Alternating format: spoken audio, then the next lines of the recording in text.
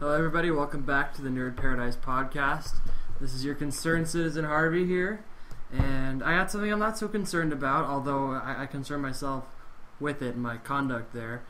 But I, being a total crafting whore in life and in games as it stands, once I found it, became very addicted to the site Instructables. What this is pretty much a compendium site where people submit their own tutorials on how to make and do all sorts of things. There are different craft projects, there's cooking, there's how-to with software, there's all sorts of things you can ask, how do you do that? Someone probably has an Instructable for it. And so, being that there's such a rich database of craft things, and I like to make shit, I wouldn't call myself a jack of all trades when it comes to visual art, but I certainly try, and I've made a lot of things, and I enjoy it. So I can spend hours looking through this site, especially because a lot of people, they'll make one, they have step-by-step instructions with pictures, so you see what it's supposed to look like along the way. If you enjoyed the show Art Attack as a child, you'll love this site, except there's no charming British man talking to you in the meantime, or making a big isometric view of things on the ground with soothing music in the background. Yeah, there's no the head, unfortunately, but it is pretty awesome. And one of them that I was paying more close attention to lately was how to make your own wargaming miniature figures out of clay. Now, this started up because we've been talking about D&D, and I, for one, am a very visually oriented person, and so when I created my character, as I love to create characters, I wanted to have a physical representation for that. So I went scouring the internet for different D&D and Pathfinder and other different miniatures that might fit the description of mine, which is, I guess, a little bit unconventional, so I didn't really find anything that worked. I found a couple things where if I cut one character's head off and glued it to another one, it might kind of work, but no dice. So I stumbled upon this idea where you can get clay, get wire, and make a frame, bake the clay on, and have your own character as long as you're doing all this. So eventually I started that. While I was waiting for my clay to arrive, I had this shitty dollar store stuff that's air dry, and I paid like $1.25 for a brick. It's great if you're just looking to make something for practice or just for shits and giggles, but by no means quality stuff. Eventually, my stuff came, and I made it out of the proper clay, and I have a tool to work with it, and it's actually a lot of fun. It's kind of time intensive, and I have a lot of work to do on my painting. However, I did recently stumble across a PDF on a lot of tips for techniques on how to paint wargaming miniatures, and it's actually by a company or association called Mini War Games, and it's pretty cool. So if you can find it on the internet, check it out. It teaches a lot of different techniques for making this stuff, and it's a lot of fun to actually sit here and do this stuff. If you enjoy it, totally get into it. It's not that expensive. Paints come cheap. You don't have to buy shit from Games Workshop. It helps, but you don't need to. Yeah, so I have so far made a prototype for my own D&D character. Since I now know I'm fucking up, I'll be making one again, but I'm also going to try to make a character for the rest of my party each. Post this on the blog. Yeah, I can put these up on our blog because I haven't done anything since my first two making. We really want to try and get into that thing more. Yeah. So yeah, I can post some of that on there, and if people can give me some kind of description for their characters I can work with, I can try to start making figures for them. If not to play with, then commemorative anyway, because I'd have fun with it, and it's a cool thing to have. Fun with it, and then, a little bit of cha-ching. No, I wouldn't charge you guys for anything. No. Other people, maybe, but I don't think I'm going to be getting into a business with it. If nothing else, it would be a cool thing to have as your own game piece for any board game. True. Just screw what it comes with, just throw it on your character. Monopoly, fuck it. Troll. Oh yeah. Yeah, well, if you're gonna make mine, you gotta somehow add the cape to it, and it has to say, "In memory of Scrags." He liked to stab things. I don't know if I can actually put that in there. I can write some scribbles. You can interpret it that way. Oh, come on, you can't do small writing? When it's something this big, no. I'm not that articulate. Write it in with a pen or something afterwards. Not that articulate. Fine. Yes. If you want to know what we're talking about, during our campaign, we met this young adventurer who referred to himself as Scrags, and we found his corpse recently. And because my character is a bit of while a good guy, also a celebrity kind of jerk. So what he's gonna do is, Scrags mentioned that what he wants to do with the reward money for the quest we're on is buy a cape. So my character is going to buy a cape, and on the back of it have it embroidered, "In memory of Scrags. He liked to stab things." Because when asked about what he does and how he fights, that was all that the very, very drunken youth had to say. It was interesting. So it is my character's way of honoring the dead. Good times. What are y'all looking at me for? Because you haven't said anything, and this is around the time where you usually call my character a bastard. No, I didn't say bastard. He is a giant douche. Would that be somebody for us? I don't believe so. Probably my sister's friends. Yeah. Giant douche, indeed. But he will heal you. Douche of douchedom. He shall heal you, though, by laying on his hands. By the power of my Lord, I heal thee. Or by his hands. It's Reverend Good Touch. By his hands. Well, that's why the ability's called Lay on Hands. Sexual harassment. Douchebag. He's not asking you to lay on anything else. I may occasionally grope a ranger. Sexual harassment. Yeah, let's not do that. Douchebag. Well, no, just while healing, just accidentally in the midst of battle. Not my problem. You're healed at least. Yoink. Just in case, Hiding let's behind the steer clear of gravel. shit like that. I'm kidding, obviously. There's enough problems with having non-alienated RPG gamers that are female. Yeah. It's sexual harassment. Douchebag. He won't sexually harass anyone. He's a celebrity. He has an image to uphold. For That the record, didn't- I don't think I'm going to be writing in any paparazzi for you. Well, there's no cameras in your world, I would assume. You can have sketch artists. Really? Yeah, they'd have to be fast. Please find a way to fuck with this character because this is starting to get really ridiculous. There will be something. I have a lot of shit in the store. Yeah, well, it's how I'm playing my character, okay? And you are playing a character, which Yeah. is definitely something to credit for. Yeah. You know, he's a nice guy, but Well, it's good. What? My anger management problem didn't help you enough? No, you're certainly getting into it. You're getting into it, Don't especially worry. after that. And actually, I read up that if a person rolls 2 20s in a row for 2 consecutive turns, like Mark Yeah. did, you're supposed to double that damage as well. Seriously? Yeah, Good to reward them Lord. for that. Stroke of luck? Yeah. So essentially, Stroke of luck or just frustration? it doesn't matter. Essentially, you with your single axe attack for your against that goblin shaman, you should have done over 100 damage. Not like it mattered. It was dead. Yeah, but still, This is a hell of an encore. if you're wondering what we mean, Mark's character uses an actual like battle axe as his weapon, but he has a bard ability because of his race, which is essentially a war ballad. So what we're gonna do is actually put guitar strings on his axe. So when he does that ability, he's actually playing an axe. And see if I get the final blow. I always shout out Warhammer in a very heavy metal tone. Give an example. Warhammer, yeah. It is good times.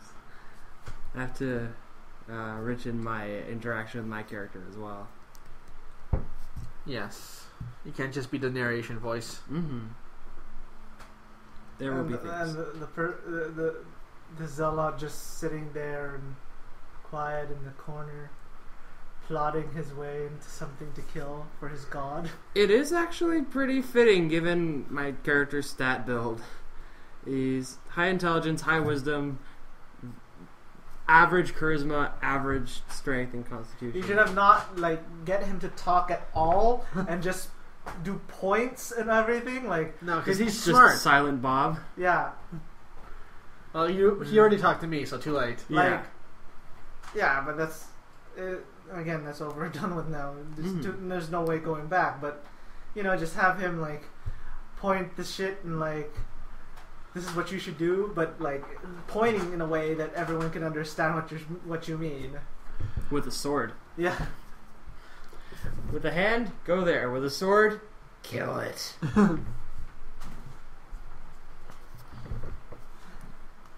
I got some interesting characters planned for the future part of the campaign as well. That's good. Scrag's mom. No, there will be something else a little more jovial coming along. Oh my god, Scrag's actually had a child. It's not to do with this guy. Okay. Something else entirely, just a fun idea of my own. Damn, we can't adopt a kid then. Hi, Scratch Jr., I'm your new daddy. Just like you to adopt a foreign baby, you fucking celebrity asshole. Exactly. An unfortunate foreign baby at that. Show me how you breathe fire. Show me how you breathe fire. Daddy, I can't. I hate you. You're the worst dragon ever. Who wants a spanking? I'll tan your scaly hide. Oh, wow. Good times. Where did I ever go wrong with him? Just leave him behind in whatever city we end up being in. Just stay right here. Daddy has to go kill things. Don't you dare touch anything. Don't sleep in. We're not cool with that. No, we are not. Rise with the sun. Or I will find out, and I will make you rise. Good times and future things to be had. It's child abuse. This child abuse dragon out of all things. I ain't no Dudley. Do not sully the name of Dudley by saying he abused children. He may have accidentally smacked children with his tail, but that's not considered child abuse. He may have inadvertently taught them how to improperly speak English. True. You can't really blame him for that. Also to go around wearing nothing but sneakers. Because apparently that's okay. One thing I can't get over with that show, the most respected native Canadian actor in the whole industry played the Crabtree in that kid's show. Oh, yeah. That just amuses me to no end. It's the same as if when George Carlin played Mr. Conductor. Yeah, but even that's a more central role.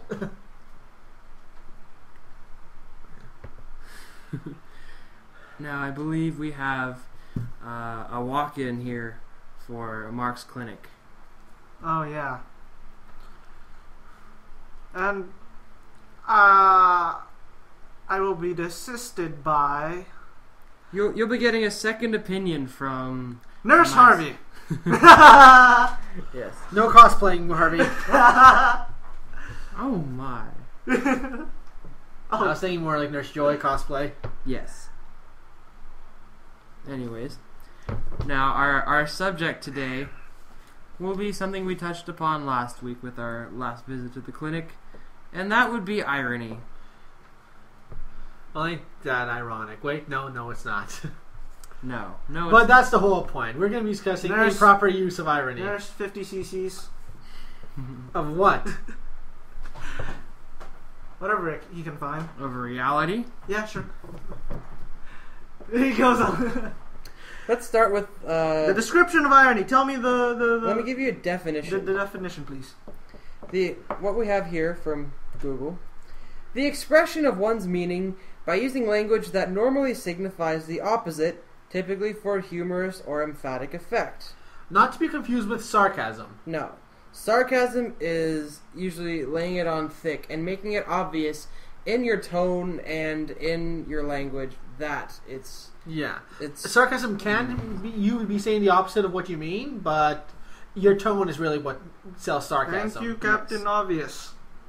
Yeah, essentially. Where's something I could throw at Mark? For instance, an example of irony would be referring to Mark in any sense of tall.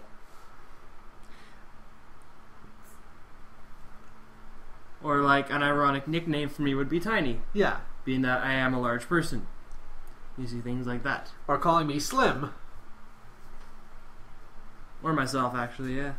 It works pretty well. I'm a bit bulkier than you. Mind you, it might be a bit of the height difference as well. We're calling me a fat ass. No, we're just calling you... Matt's calling you small. Fuck y'all. And he finally gets it. No, I'm trying to ignore it, but it's not working. No. And you should play the tiny character in Guild Wars. Again, fuck y'all. Oh, come on. A small guy running around with a freaking flamethrower. How is that not hilarious? Let's continue. He has no comment. I'm right. So yes, back to irony. Let me see. Well, there is one example we can touch upon that all of us should know pretty well is in literature and drama, the concept of dramatic irony. When the audience knows something that is vitally important that the characters don't. Or at least the main character usually doesn't know that this will be the thing that might bring them to their downfall, but they're totally unaware, whereas the audience knows and they see it coming. And there's nothing you can do to stop it. Yeah. Because it's going to happen.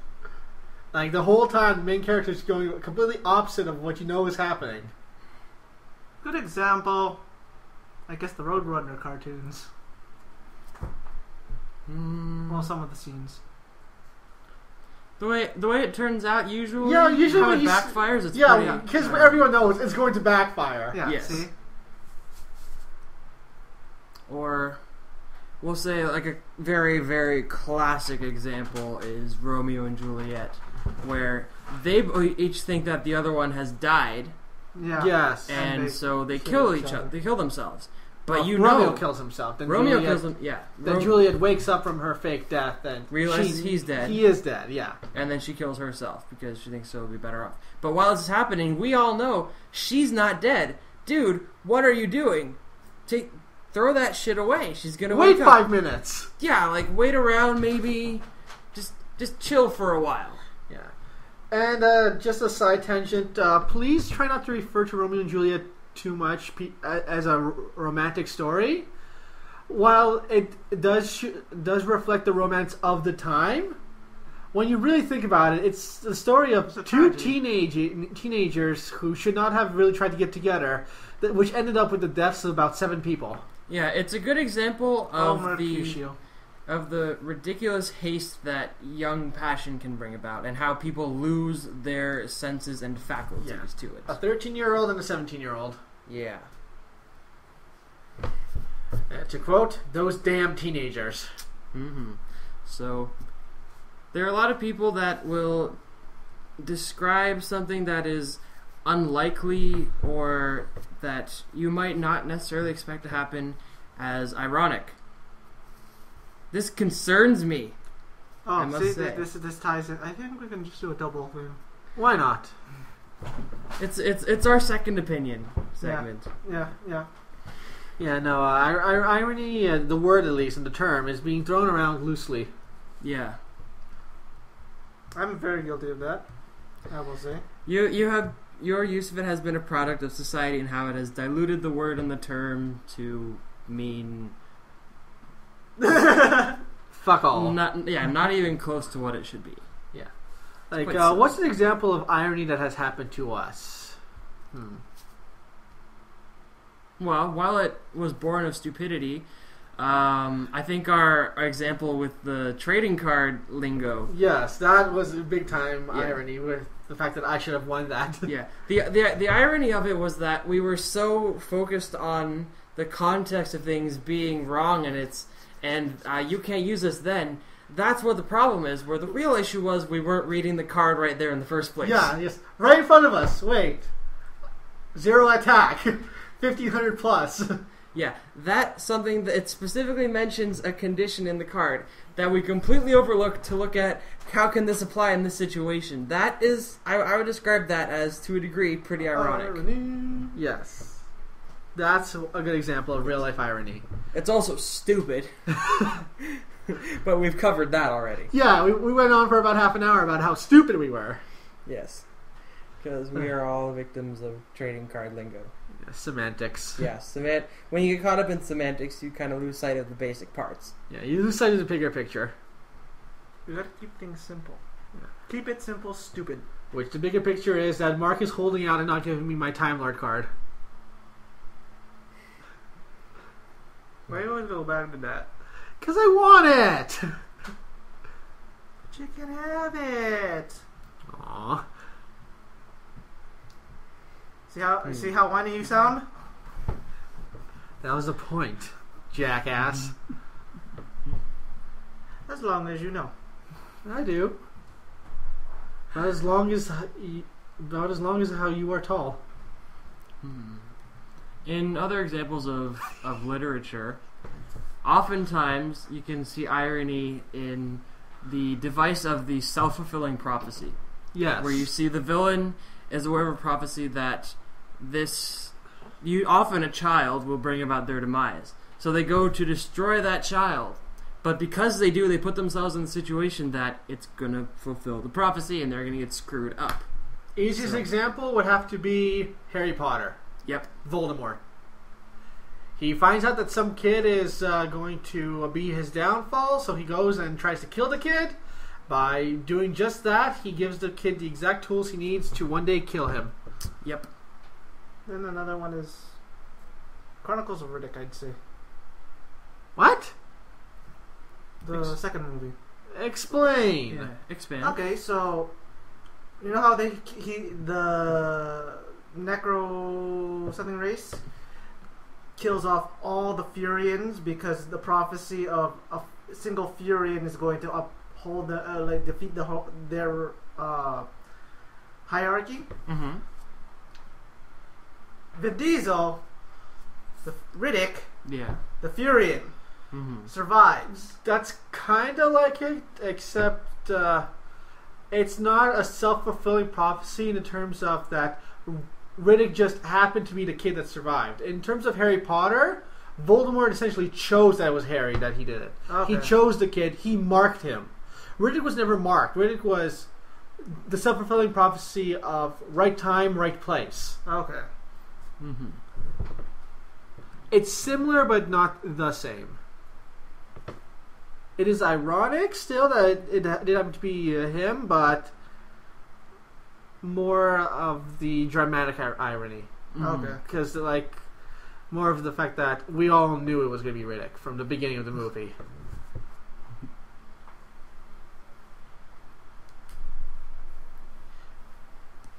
Or we talked about things having ironic names, like a lot of stores will do that. Yes. Especially coffee shops. Because one thing I'll certainly give credit to hipsters for is they know and practice the proper use of irony. They make it their business. So I applaud you on that for perpetuating the proper use. I do not applaud you on the current list of things that piss people off about hipsters. Yeah, they're always bad examples, especially ones that make it to the forefront. People ruining it for everyone else. So, you know who you are. Please keep yourself in check. Pretty much. Modern day hippies. No reason to hate a whole group when it's only a handful of assholes that are making things bad. Yes. Apple spoils the bunch. Mm-hmm. Precisely. Unless you're hitting on the Nazis. Okay. Then you can hate them all. Yes. Let's continue. What? See Heil. Let's continue. Oh, dear. I'm Polish. Trust me, I'm no Nazi, people. Yes. Matt making a Nazi joke like that is pretty ironic, Yeah. actually. Irony. Continue.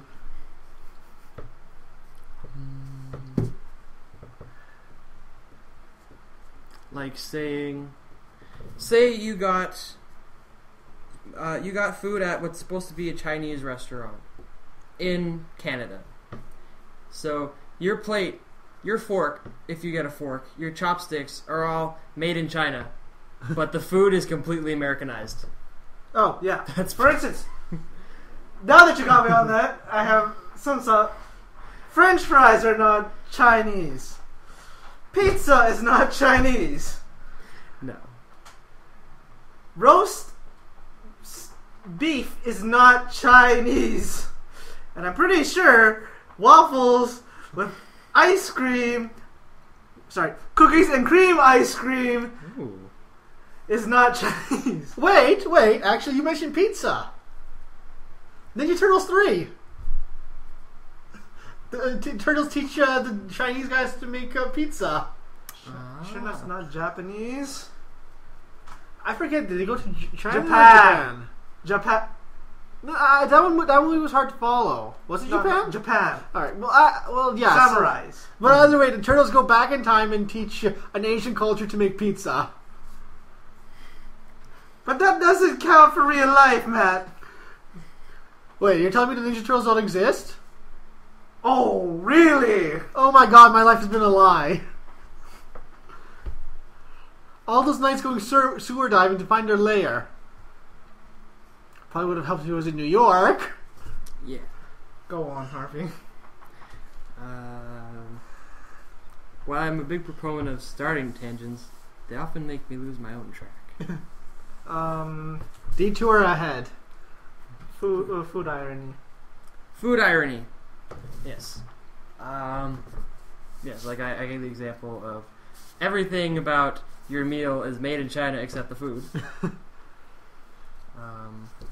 Just as an example, there are lots of other things. Like the fact that in most pizza places in the city, it's not you're not going to get served by an Italian. Yeah. Yeah, I suppose. There's something might be called beef, whereas it's actually, I guess that's not so much irony, but it is related, where it's 90% soy protein, but they have the balls to call it beef. Like who? Tim Hortons. Their chili. Well, they never say beef chili. Okay. They just say chili. They never have mentioned that it's beef chili. The only thing, he has a point there. the only thing that they ever mention as beef is their beef lasagna casserole, Yeah. Oh. which is actually beef. Okay. They just say chili. Yeah. Crafty bastards. They know what they're doing. That's not irony. That's proper advertisement. Smart advertisement. Yeah. I wouldn't say proper. Now, what they should do, of course, is mention that it's vegetarian chili. Yes. What about the Ontario Health check thing? The heart check. Where it's supposed to be healthy, but you can buy it off. Oh, yeah, that's corruption stuff too. It's quite silly. There's actually an Alanis Morissette song called Ironic. Ain't it ironic? Ain't ironic. Where as a comedian touched upon this and explained it better than I could ever. And how this Scottish comedian, yeah. Yeah, that the song should rather be called Unfortunate because none of the things are actually ironic. He says, rain on your wedding day. That's not ironic, that's unfortunate. Yeah. If you unless the popular belief is that every rainy day, every wedding has to be on a sunny day, that's not irony. Yeah. He says, it would be ironic if you were getting married and you're a news forecaster and you said it's going to be sunny today and you get caught in traffic or you get to your thing and it's raining. Yeah. So it's your fault. Or when you're late. Well, that one is kind of ironic. When you're late and you're already late for work and all you're getting is now green lights. That even so... That one's kind of ironic. Like, you're running behind and you think, okay, fuck it, I'm already late, can't get any later, and then suddenly, oh crap, I'm completely zooming through all these lights. That's ironic. I don't feel that one quite as much. It's a similar spirit, but it's not quite the same. More so than the Rain on Wedding Day, though. Yes.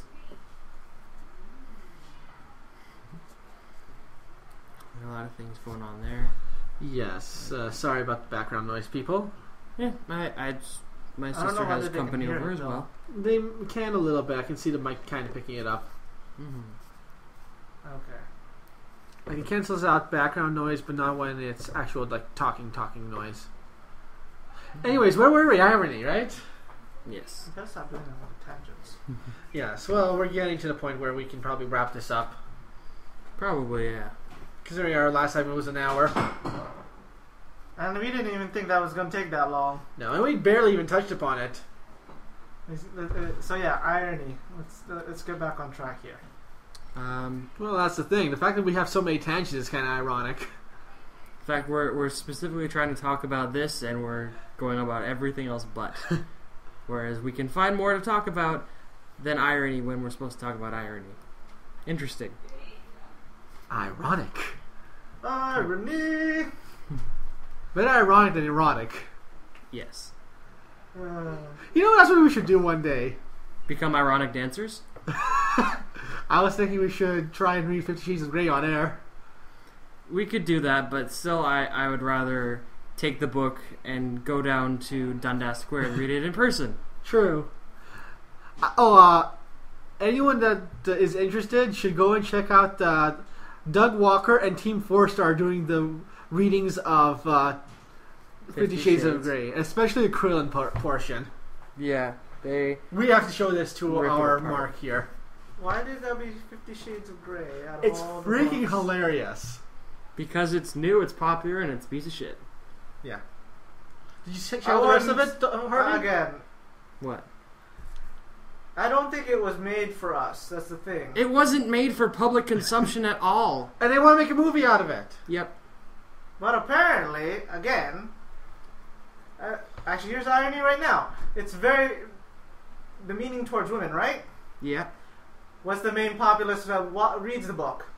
It's usually middle-aged women, but people that don't see how horrible this is. It's and I am still loath to the fact that I recently learned that it has outsold Harry Potter.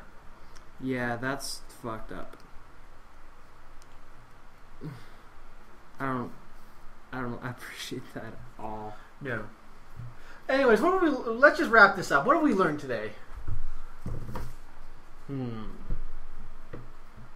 We gotta start. We should never, ever do a short notice podcast.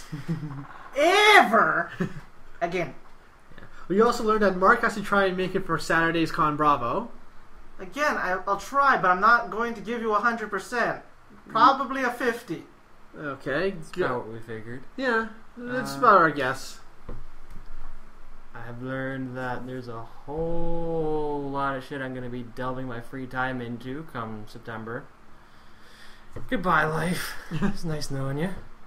Yeah. And I learned the fact that when we start talking about Guild Wars 2, we can start talking about Guild Wars 2. Oh, yeah. Given that there's only so much impression we have already. Yeah.